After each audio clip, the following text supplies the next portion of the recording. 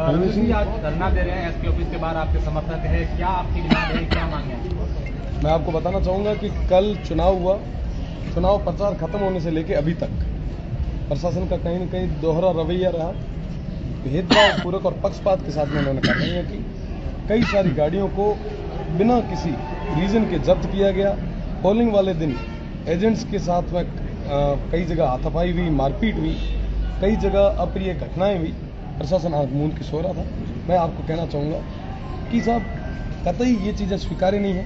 मैंने जैसे ही चुनाव शुरू होने हो थे उस समय लगभग 420 बूथों की लिस्ट दी थी कि ये सेंसिटिव है, पर उन बूथों पे किसी तरीके की कोई कार्रवाई नहीं की गई और अलग अलग जगह पे अलग अलग लोगों के साथ में इस थार का सौहार्द बिगाड़ने का प्रयास किया गया। मैं उसके विरोध में आज तमाम उन लोगों के विरोध में कार्रवाई करवाने के लिए आया हूं, क्योंकि अभी तक प्रशासन ने किसी तरीके की कोई कार्रवाई नहीं की है और मैं चाहता हूं कि जो दोषी है वो गिरफ्तार हो और निर्दोषों को न्याय मिले। प्रशासन के साथ वार्ता होगी, क्या वार्ता होगी?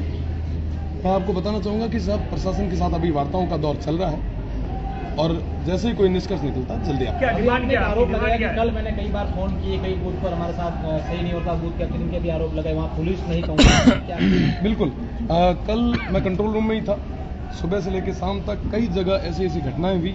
मैंने इनको बूथ नंबर, लोकेशन के साथ साथ तमाम वो चीज़ें उपलब्ध करवाई, पर उसके बाद में भी कई जगह 3-3 घंटे तक कोई जाब्ता नहीं पहुंच पाया। कई सारी अप्रिय घटनाएं हुई। कल जो वोटर्स जो प्रवासी थे वो बाहर से आ रहे थे, उनकी गाड़ियों को रुकवाया गया, उनके साथ अभद्र व्यवहार किया गया और मुख्य रूप से जहाँ पे शांतिपूर्ण तरीके से सब चीज़ें होनी चाहिए थी वहाँ पे लॉ एंड ऑर्डर को पूरे तरीके से खराब किया गया। तो उन तमाम लोगों के खिलाफ कार्रवाई होनी चाहिए। बाइतू से कल कुछ वीडियो वायरल हो रहे थे सोशल मीडिया पर, मारपीट के, बेरहमी से मारपीट की, वो क्या की घटना है? बाइतू के अंदर कई सारी घटनाएं हुई, जिसके अंदर एक घटना के अंदर कई सारे युवाओं के साथ मारपीट की गई। अकेला और मॉब लिंचिंग एक तरीके से आप देख सकते हैं कि 100-200 जनों के द्वारा 1-2 लोगों पे ऐसी वारदात करना, आप सोचें कि जान माल का खतरा हो सकता था। थार में कभी ऐसा देखा नहीं गया कि ऐसी अप्रिय घटनाएं हुई। चुनाव खूब हुए, कई सारे बुजुर्ग मुझे कल मिले, उन्होंने कहा चुनाव खूब हुए पर ऐसी घटनाएं हमारे इस थार में कभी नहीं हुई। तो कहीं ना कहीं ये माहौल खराब करने का, सौहार्द खराब करने का प्रयास है।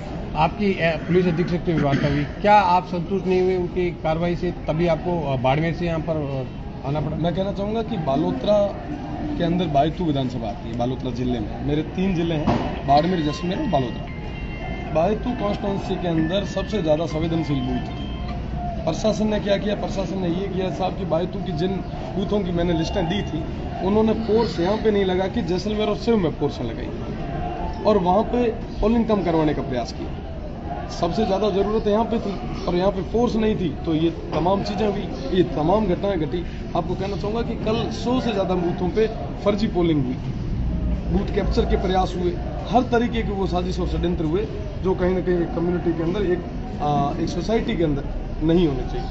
जी, अभी क्या स्टैंड है रविंद्र सिंह पार्टी आगे? अब तक आपके लोगों को गिरफ्तार कर दिया गया है, जिसके लिए आप डिमांड और प्रशासन से बातचीत कर रहे हैं? बिल्कुल, अभी 100 से ज़्यादा लोगों को डिटेन किया गया है, लगभग 400 से ज़्यादा गाड़ियों को सीज करके रखा गया है।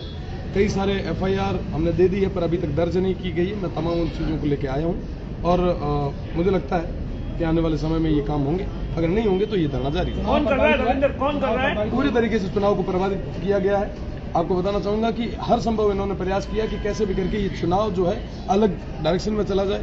लोगों ने इस चुनाव को विकास और मुद्दों से हटा के जातिवाद पे ये चुनाव ले आए, क्योंकि उनको पता था कि रविंद्र जीत जाएगा। हार की बौखलाहट कहीं ना कहीं ज़्यादा थी, पर मुझे धार की जनता पे, बाड़मेर, जैसलमेर और बालोतरा की जनता पे विश्वास है कि उन्होंने इस चुनाव को सौहार्द के साथ में आगे बढ़ाया और उन्होंने विश्वास जताया। रविंद्र, कौन कर रहा है दबाव?